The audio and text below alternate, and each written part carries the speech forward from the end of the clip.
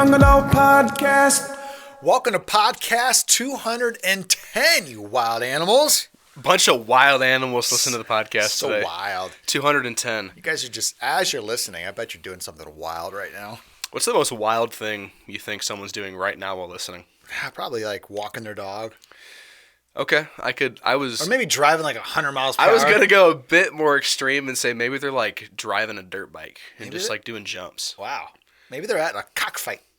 Wow. I think that those are illegal. That's what I'm saying. It's wild. That is wild. If you're there right now, maybe leave. That's my advice. Probably late too, wherever you're at. You're probably in a sketchy area, town. Just watching a bunch of chickens duke it out. Get home. Wow. Get home, everybody. Yeah. Do you know that 210 is the area code for San Antonio?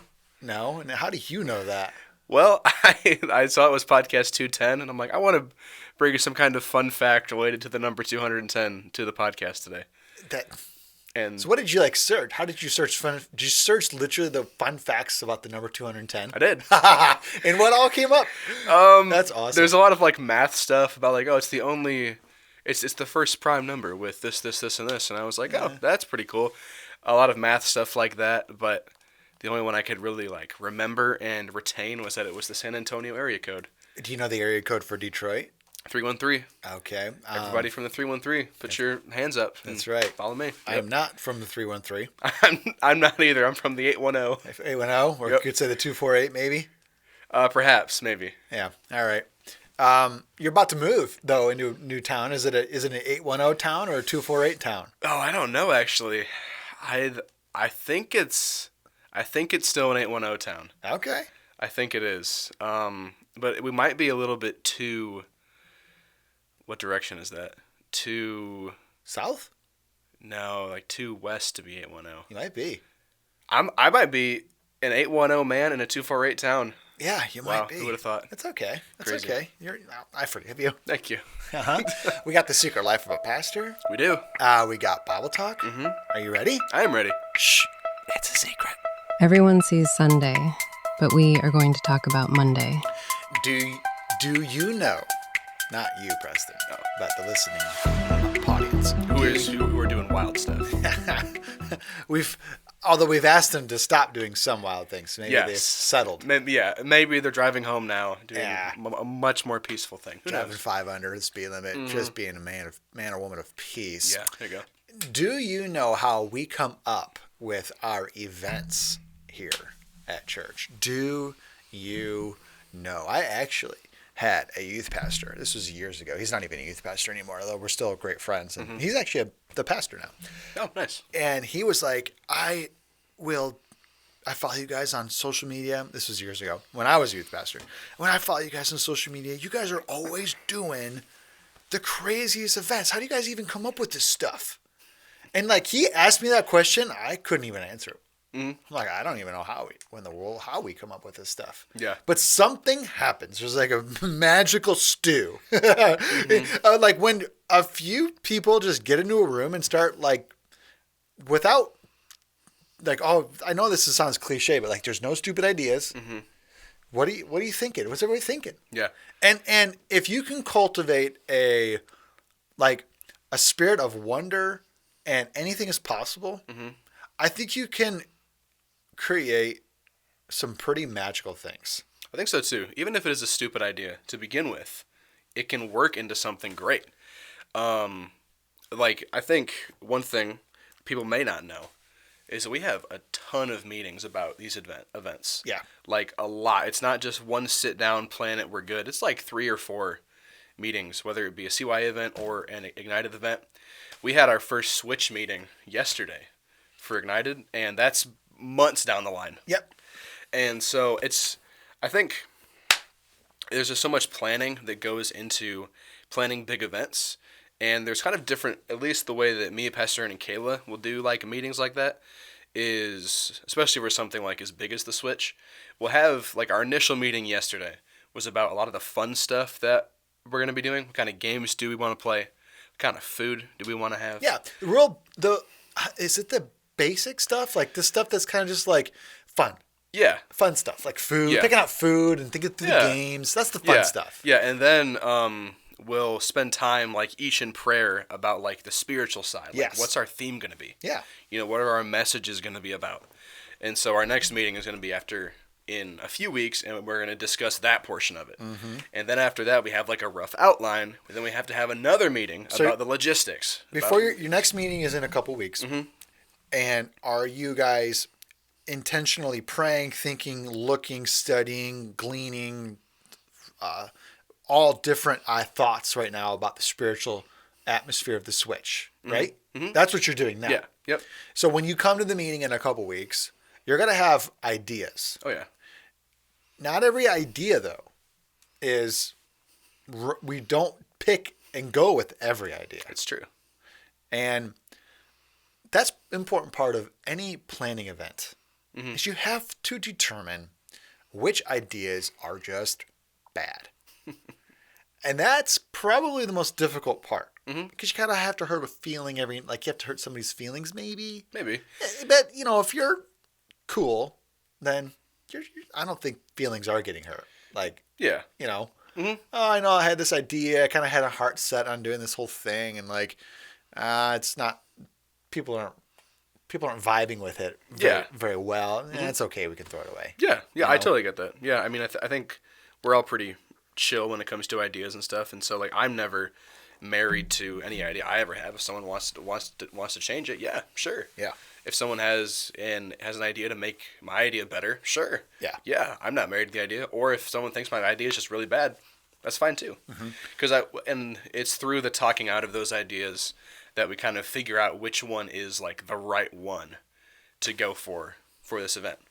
So here is an inside look, I think, of how we come up with some events. So let me go back years now. You might have been in the youth ministry at this time. Okay. I'm transporting myself back. This is a few years ago. This is Youth Summer Camp, Ignited. The theme that year, just for Ignited, was called Flawless. Yes, I vaguely remember this. And the image that kind of drove the flyers, the slides, the digital stuff was the picture of the world's ugliest dog. Yes, I remember this. There was a competition. Oh, the dog was so ugly. Yeah. I just remembered.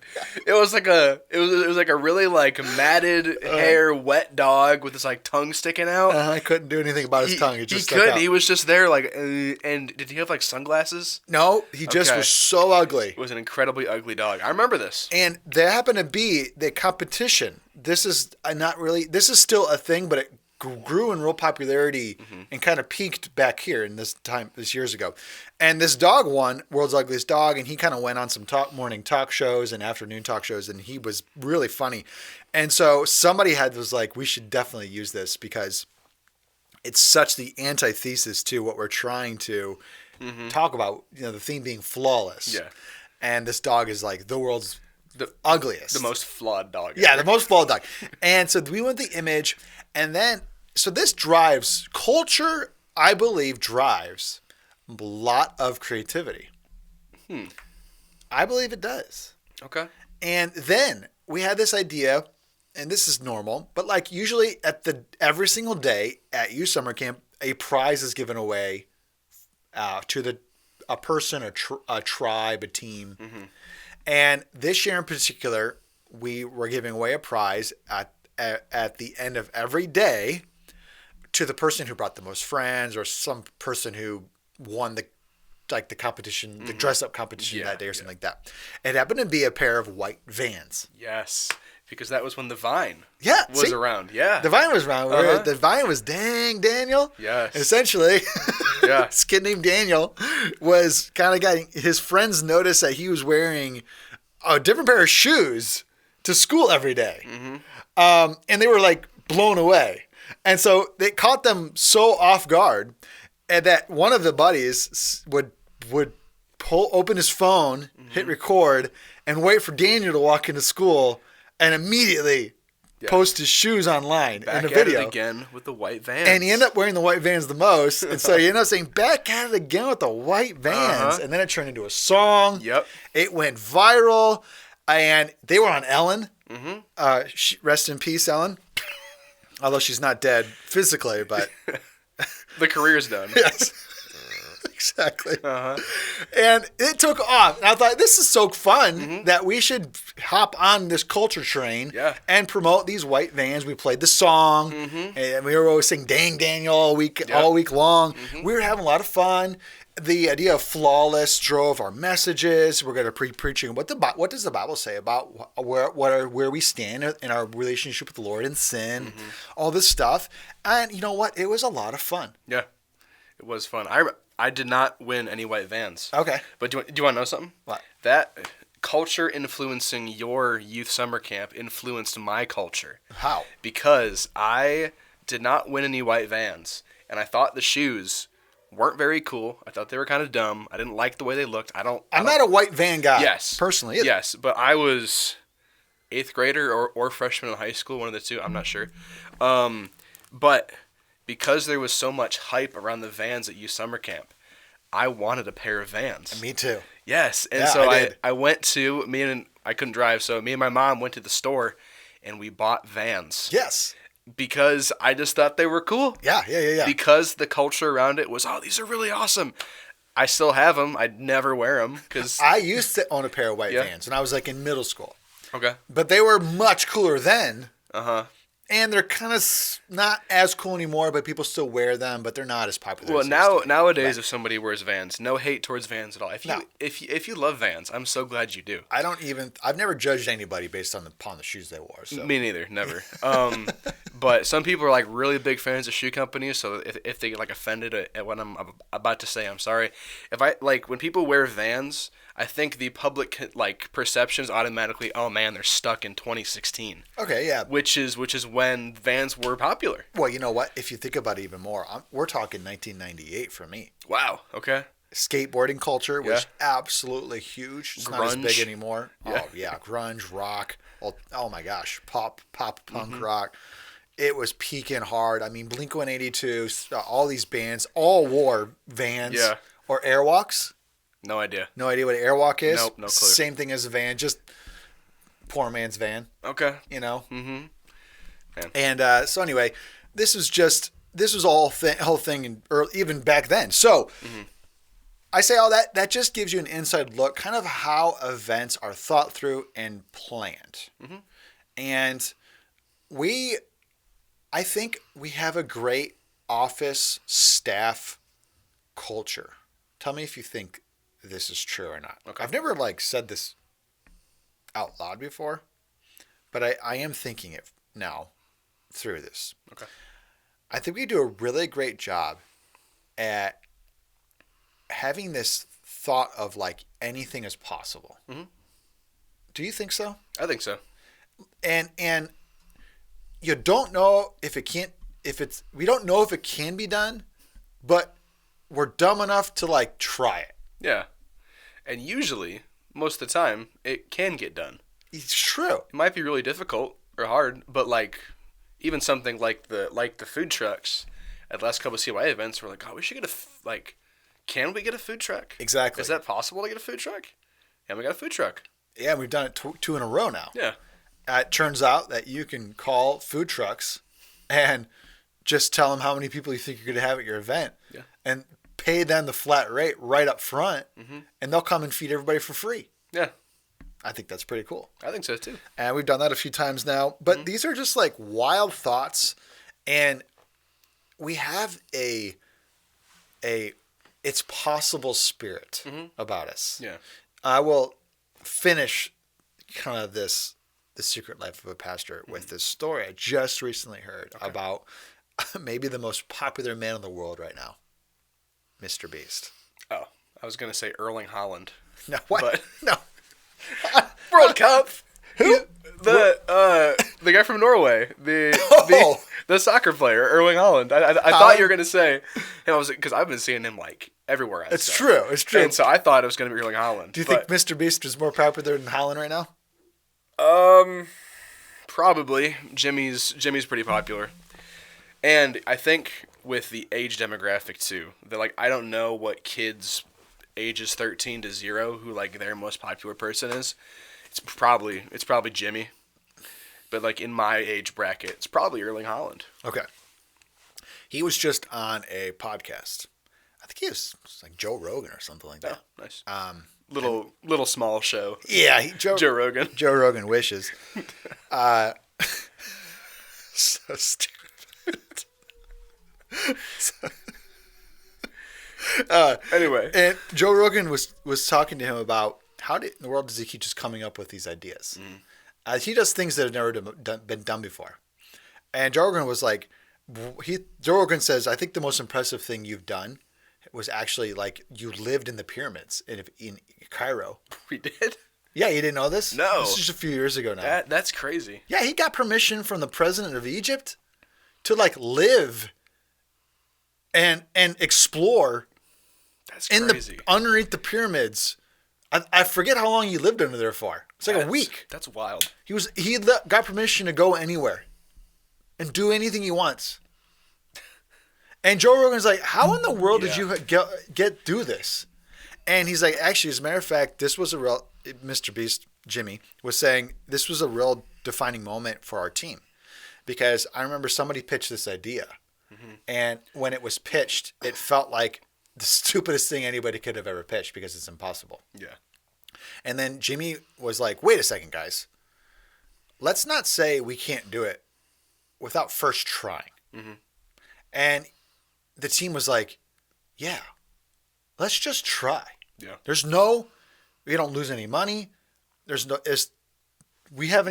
outright, let's just not say this can't be done because we've never tried it. He's like, so we just started making phone calls. He said it took over a year. Wow. From the start of making a phone call to getting permission to go and do it. And he says, but it was a real lesson that me and the team learned essentially is that don't say no to anything because it's possible.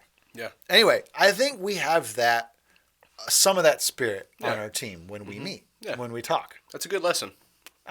I agree. I like that. You like that? I do. Next event in the pyramids. Hey, let's take the entire youth group skydiving at the next event. That's a dream. I would love to. Is it a good dream or a bad dream? Yes. It's a good dream. It's a dream. All right. It's a good dream. All right. Sweet. You ready for some Bible talk? I'm ready. Ooh. I love me some Bible talk. I love me some Bible talk. Proverbs 21, verse 9. Let me set this verse up with a little something before I read it. Okay. You've read this verse before? Yes.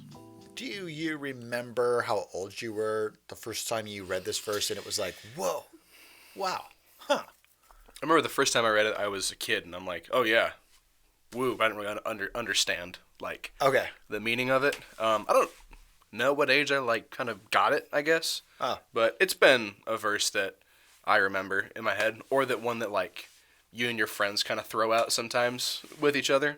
Yeah. When you were, thinking about marriage one day, would this verse be like, that verse, though? Yeah. Yeah? Uh-huh. Me too. Yeah. Me too.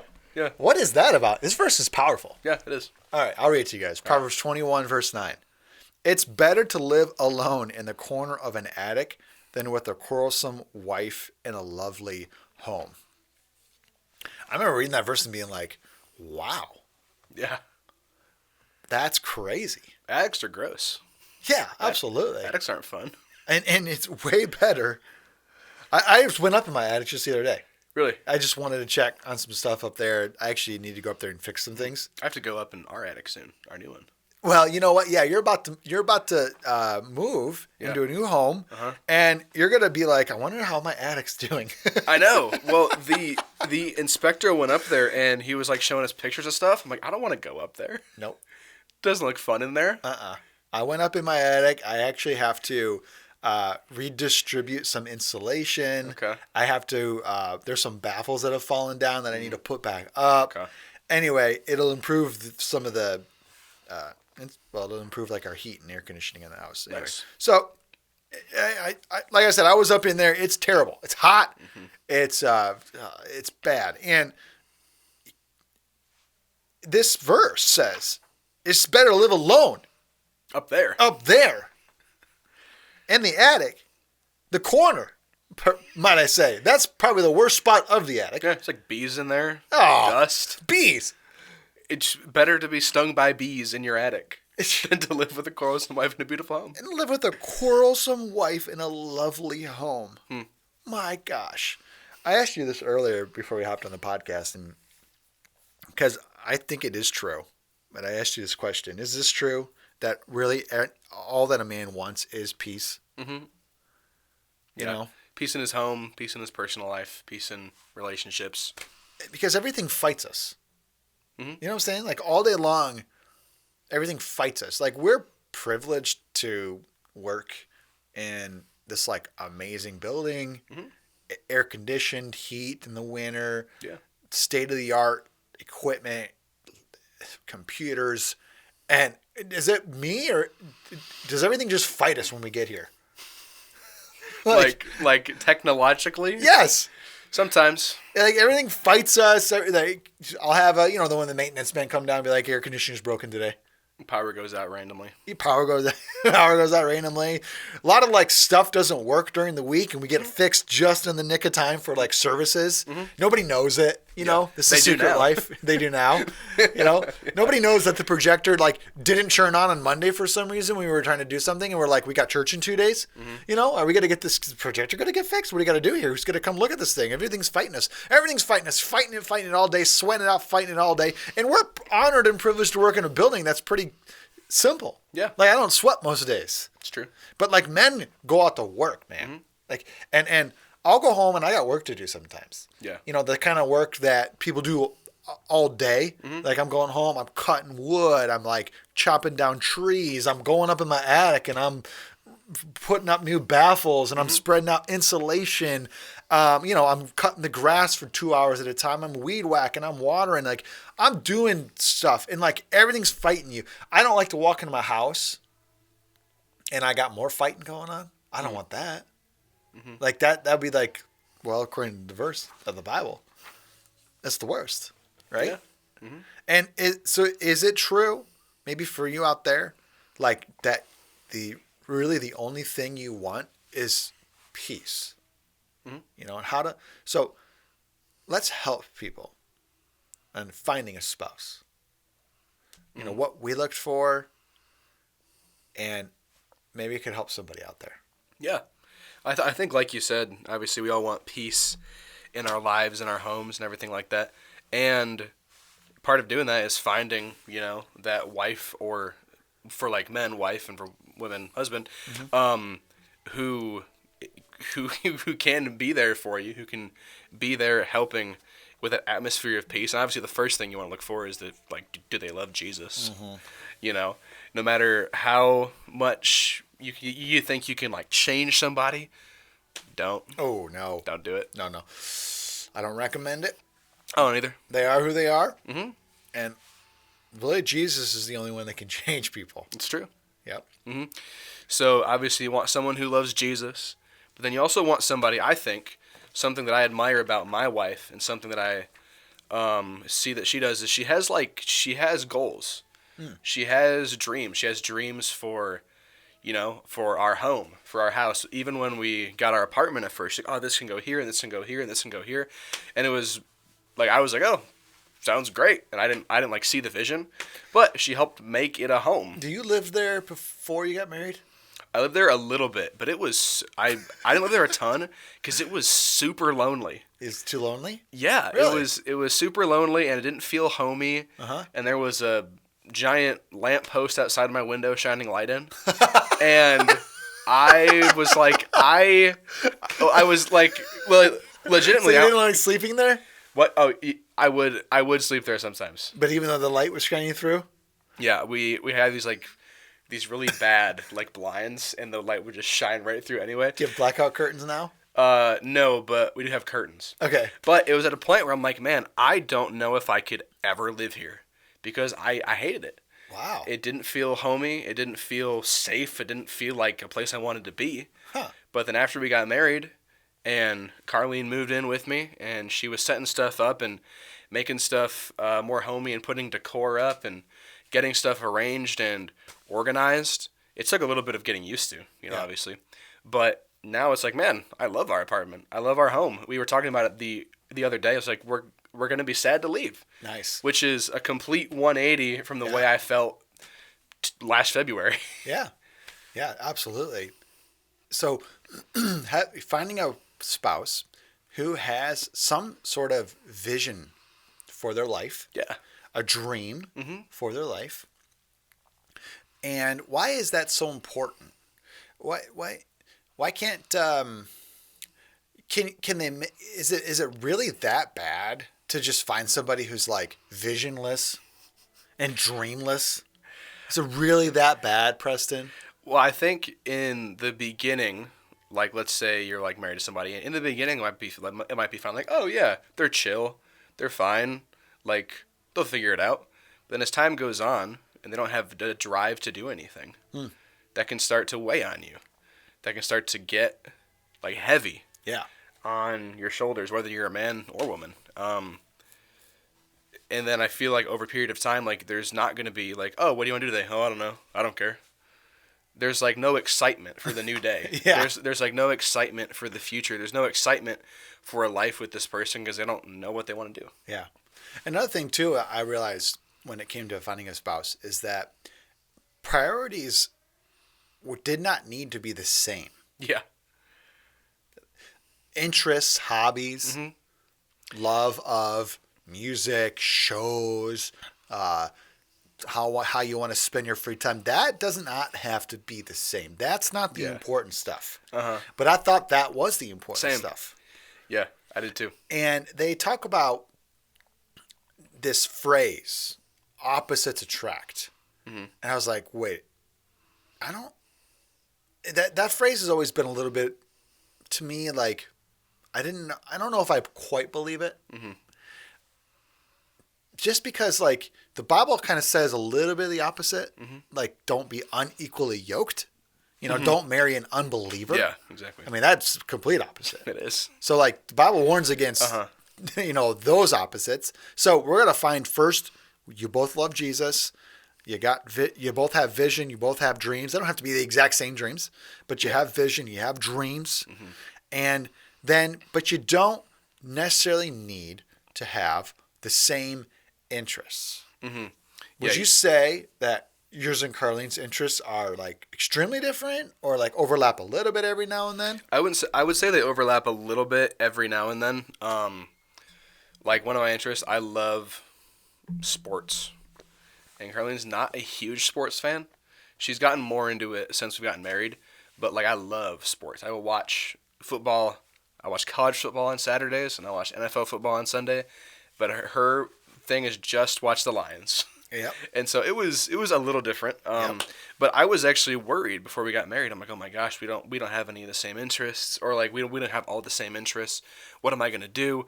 You know, there's stuff that she's really good at that I'm not really good at. What's gonna happen? And there was all this fear, but it worked itself out. Yeah. I know you talked about how like the opposites attract thing. I'm with you. I don't know if that really is like real. I don't know or not. I don't but, know either. But something I've noticed is that, you know, when God brings two people together into a relationship, into marriage, they kind of complement each other. And I can notice that, I'm going to speak from my own life because that's the only life I got. But like Carlene is really, really, really organized. And I'm not really, really, really organized. And so she can help me figure out organizational systems for stuff. She can help me, this drawer can be used for this, and this drawer can be used for that. And at the beginning, it was like, man, it's so organized. I don't know how I'm ever going to figure this out. Too organized. Yeah, but wow. Now that we've done it for a while, I understand it. And she's complimented me in that area. I don't really know where I compliment her. I know I do, but I can't think of anything. I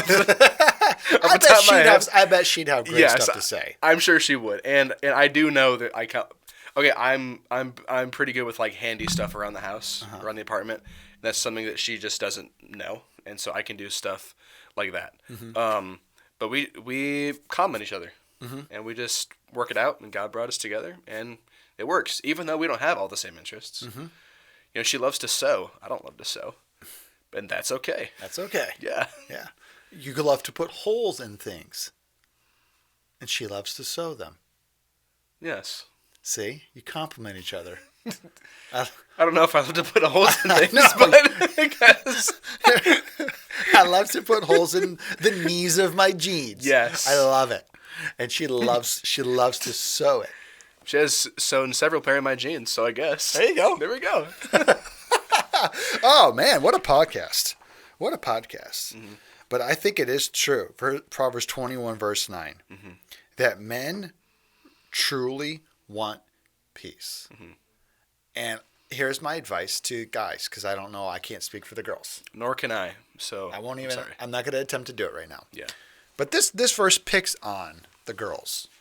Mm-hmm. I don't know why, but it just does. But men, I encourage you out there to find a spouse, find a girl who is peaceful, not a quarrelsome person. Mm-hmm. Find a peaceful one. And I encourage the girls, find a peaceful guy, because I know a lot of guys out there who are not peaceful at all. I know. And you know what? I'm not even friends with people like that, let alone being married to one. Mm-hmm. So, all right. I hope this was a good podcast. It was a good podcast. I think this verse can go both ways. I know it's specifically talking about men and women, but I think too it can be applied. Absolutely. Absolutely. Mm-hmm. No doubt about it. All right, everybody. Catch you on the next one. Don't live in the attic. See ya. Youth and Young Adult Podcast. Youth and Young Adult Podcast. Youth and Young Adult Podcast.